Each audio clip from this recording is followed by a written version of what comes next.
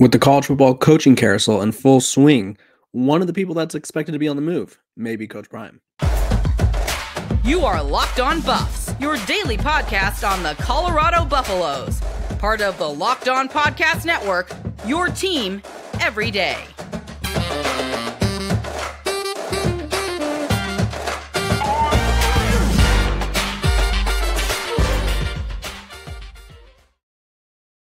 What is up, everybody? This is Locked On Buffs. I am your host, Kevin Bohr. But today's episode of Locked On Buffs is brought to you by Game Time. Download the Game Time app, create an account, and use code LOCKEDONCollege for $20 off your first purchase.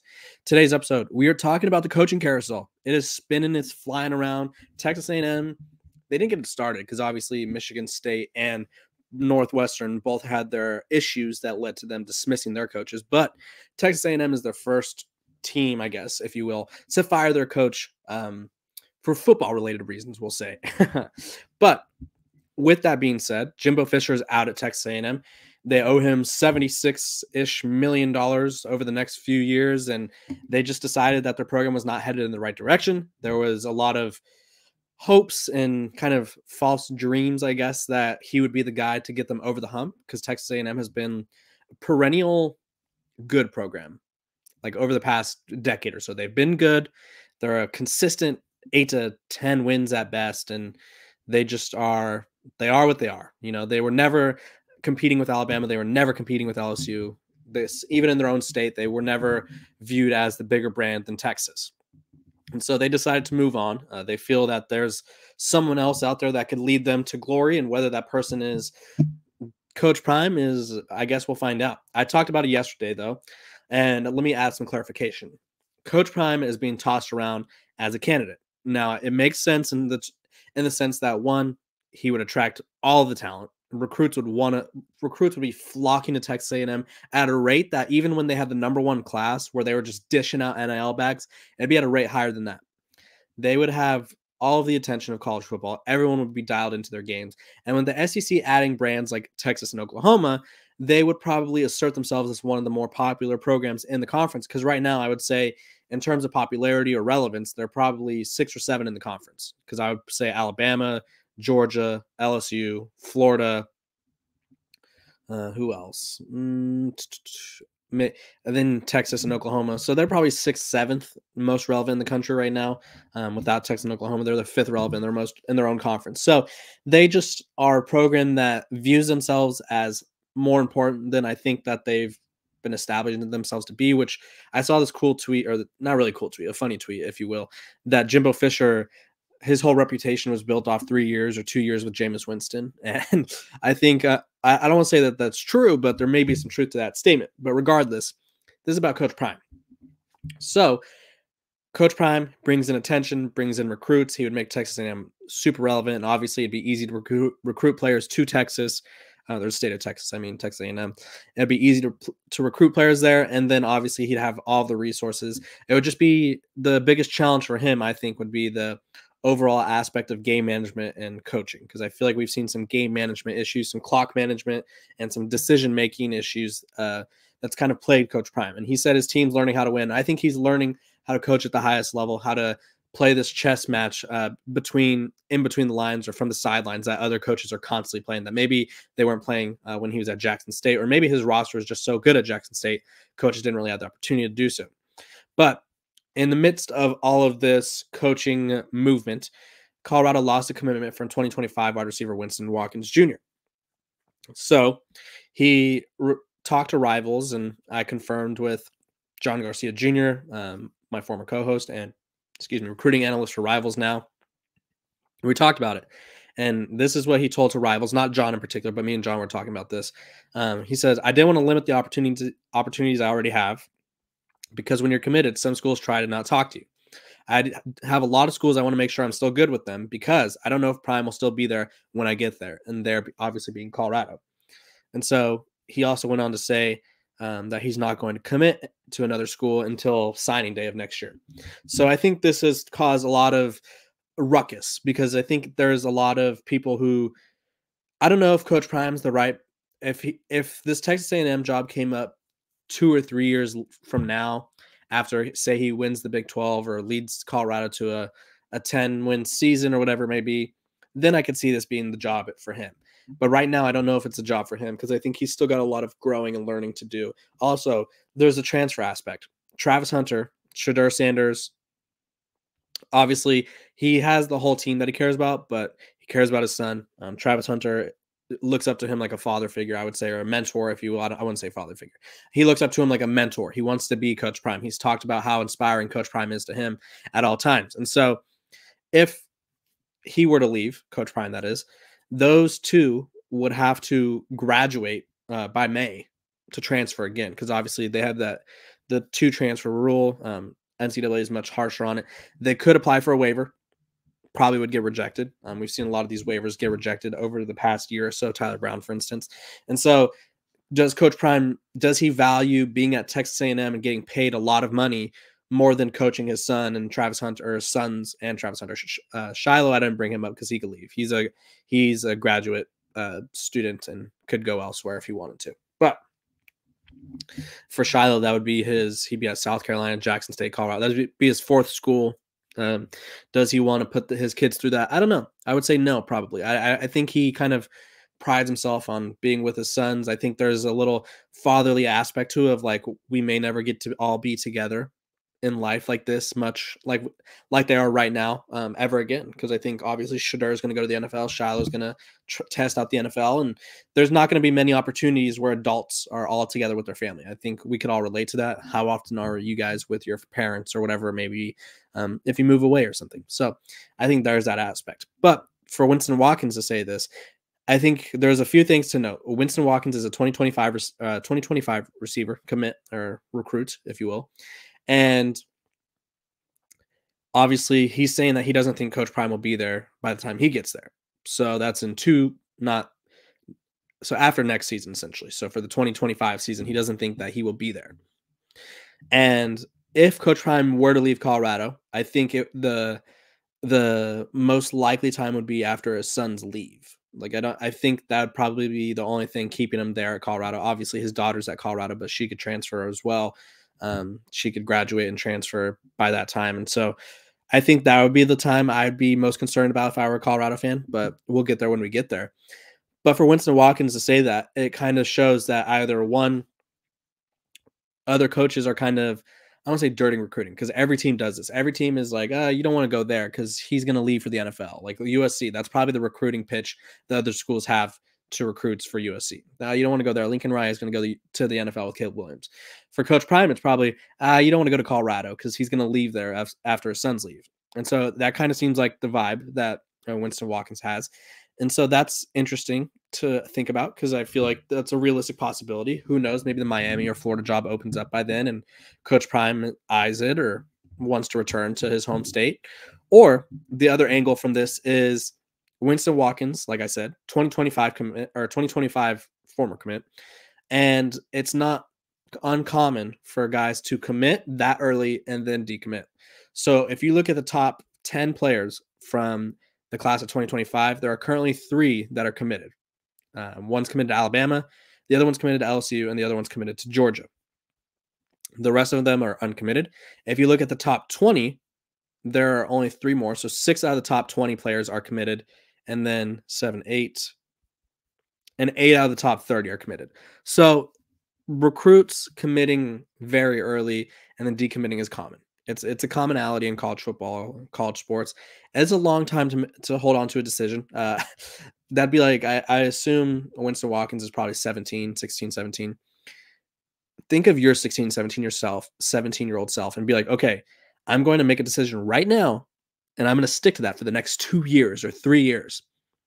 So it's not to say that what he's saying doesn't have any weight to it about Coach Prime possibly leaving, but he's also young. He took a visit to Miami. He's a Florida native. Took a visit to Miami recently. Maybe he liked his visit a lot. Who knows? But there's just a lot that goes into keeping a commitment for that long, and it's not shocking. Maybe Colorado's still in the mix if Coach Prime kind of shows him that he's going to stay there. Who knows? But it wasn't too shocking to see that. It is interesting to see that there's kind of a mindset that Coach Prime is going to leave, because that's kind of been like the mindset of fans elsewhere. But for recruits to kind of start saying that now is a little concerning. But they still do have the commitment from Antoine Hill. So, I mean, that's a plus, because obviously you get a 4-star quarterback and obviously Bryce Underwood's also interested. So Colorado's still trending in the right direction. It's just they lost one recruit. It happens all the time. This episode of Locked On Buffs is brought to you by our sponsor over at Game Time. You shouldn't have to worry about when you're buying tickets to your next big event. Game Time is a fast and easy way to buy tickets for all sports, music, comedy, and theater events near you. They have killer last-minute deals, all-in prices, views from your seat, and their best price guarantee. Game Time takes the guesswork out of buying tickets. I myself use Game Time all the time. Sometimes you just want to go to a game. It's like a spur of the moment thing. And you're like, I don't want to pay an arm and a leg. Game Time is the perfect place to do it. They'll show you what seats are available in the best locations. And they have lowest price guarantee, event cancellation protection, and job loss protection. So that's also a plus. Take the guesswork out of buying tickets with Game Time. Download the Game Time app, create an account, and use code LOCKEDONCollege for $20 off your first purchase. Again, terms apply. Create an account and redeem code LOCKEDONCollege. That's LOCKEDONCOLLEGE for $20 off. Download Game Time today. Last minute tickets, lowest price, guaranteed. Welcome back. We are talking about all things Colorado. I'm Kevin Boulder. This is Locked On Buffs. How to win? How do we win in Boulder? How does it happen? We don't know. Coach Prime doesn't know. The team doesn't know. They are still learning that. Coach Prime said that after their most recent loss to Arizona, which I think a lot of fans could be not upset by, but they're like, oh, wow, I don't want to hear that. But there's a lot to learn for everybody involved. Let's just go through the roster, if you will, the transfers, if you will. Because if you look at who Colorado brought in, for one, they aren't all familiar with each other. Juwan Mitchell, he won some games at Texas and Tennessee. Javon Antonio from Northwestern State. Arden Walker, Missouri's not a perennial powerhouse. Florida State had been somewhat struggling, and that's where they got Travis Jay from. Same thing with Bishop Thomas and Amari Cooper. They just now started hitting their peak. Houston, Alton McCaskill played one season. Amari McNeil, Tennessee, was a reserve. Savell Smalls at Washington, reserve, didn't play much. Jaquez Robinson, Alabama, didn't play much. Jalen Ellis at Baylor, they've been struggling. They had one good year in the past few seasons. Liberty's been solid. Jackson State's been solid. Old Dominion, struggling. So you just go through this list and you see a lot of guys who either came from programs that haven't been winning, or if the programs were winning, they didn't have the biggest role. And so these guys are learning how to win as a team.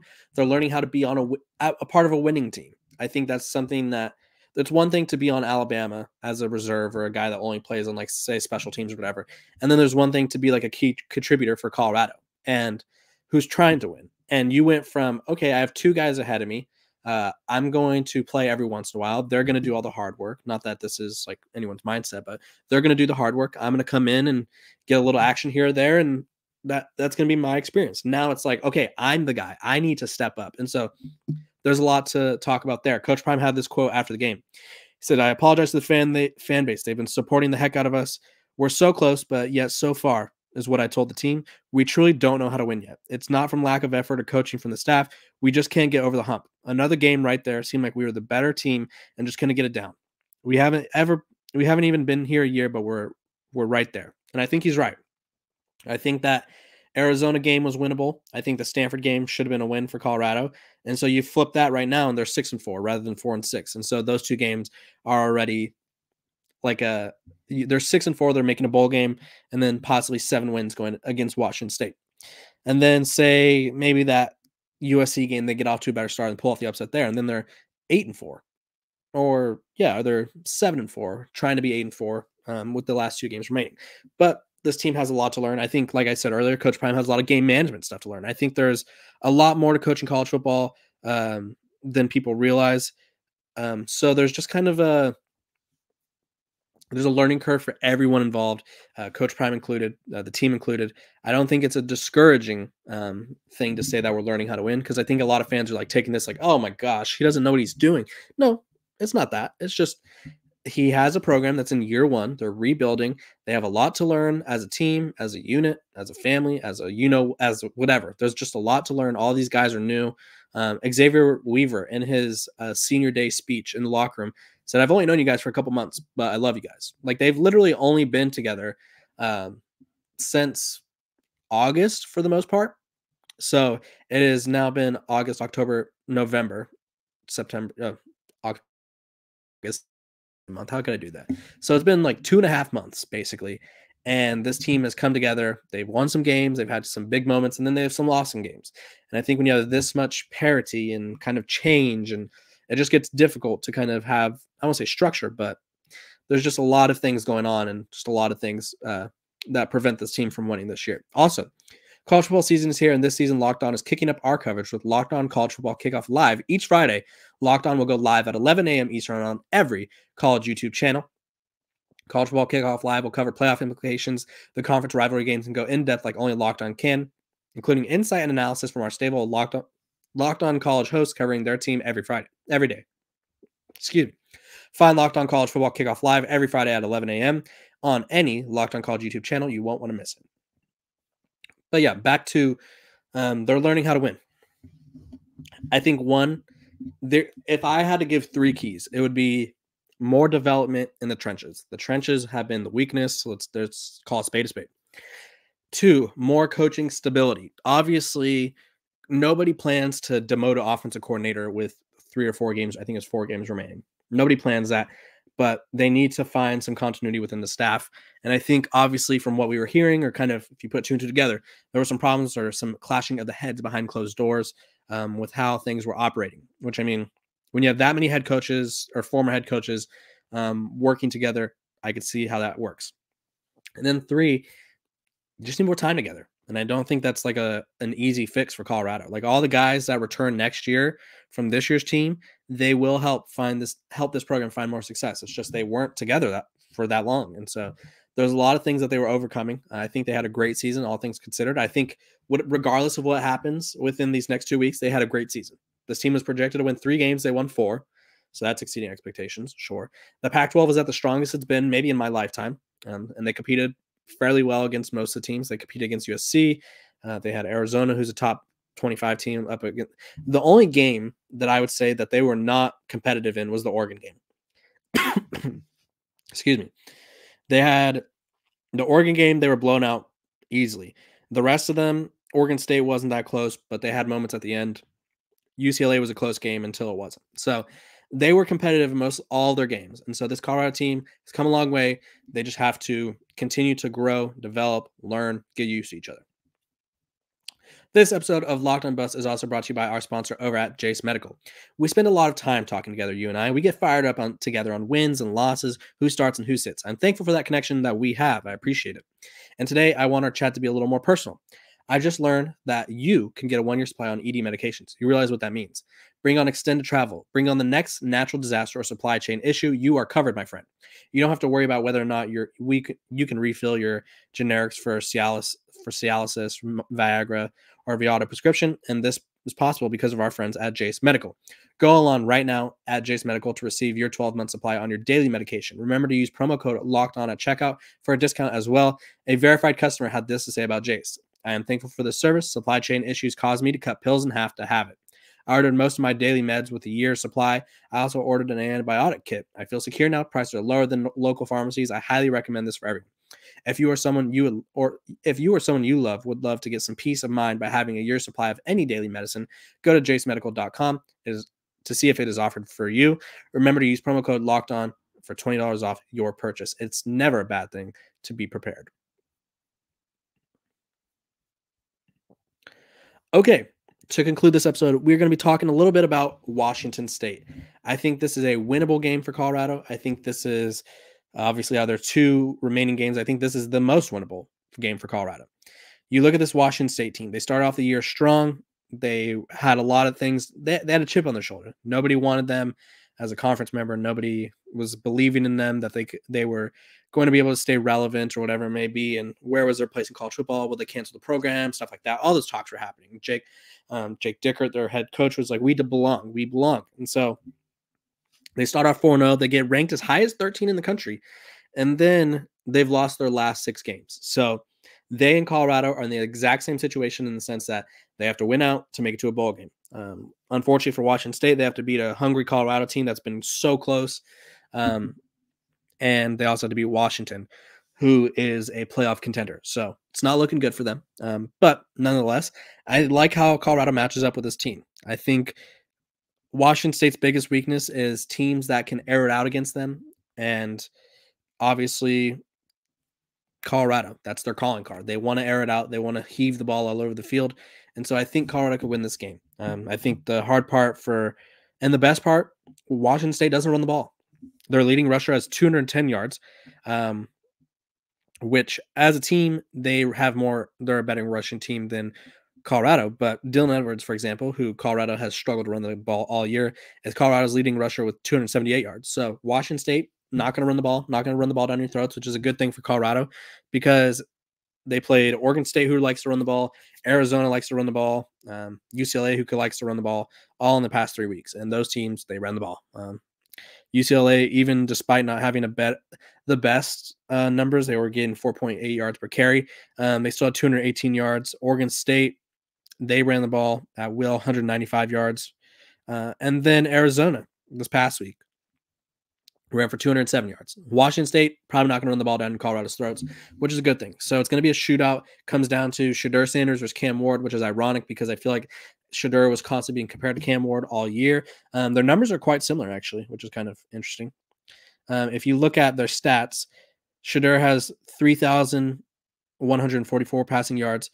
Cam Ward has 3,127. Shedeur has 26 touchdowns to 3 picks. Cam Ward has 20 touchdowns to 5 interceptions. Cam Ward's completion percentage is 67. Shedeur's is pretty high. I believe his is like in the high 70s, if I'm not mistaken. Yeah. So Shedeur's is, he dropped down a little bit. It's 69. So they're pretty similar there. And then his QBR is 66.3. That's Cam Ward's. And Shedeur's is 65.2. So they're pretty similar statistically. They both came from the FCS level. They both have big arms. Cam Ward's a little more mobile than Shedeur. And it's just going to be a great quarterback matchup that I look forward to talking about with you guys every single day this week. And I hope you guys enjoyed this episode. Make sure to like, subscribe, and follow. We just hit 3,800 subscribers, so we're getting close to 4,000. Let's get there by the end of the season. You know, let's that's the goal. You know, I would appreciate you guys.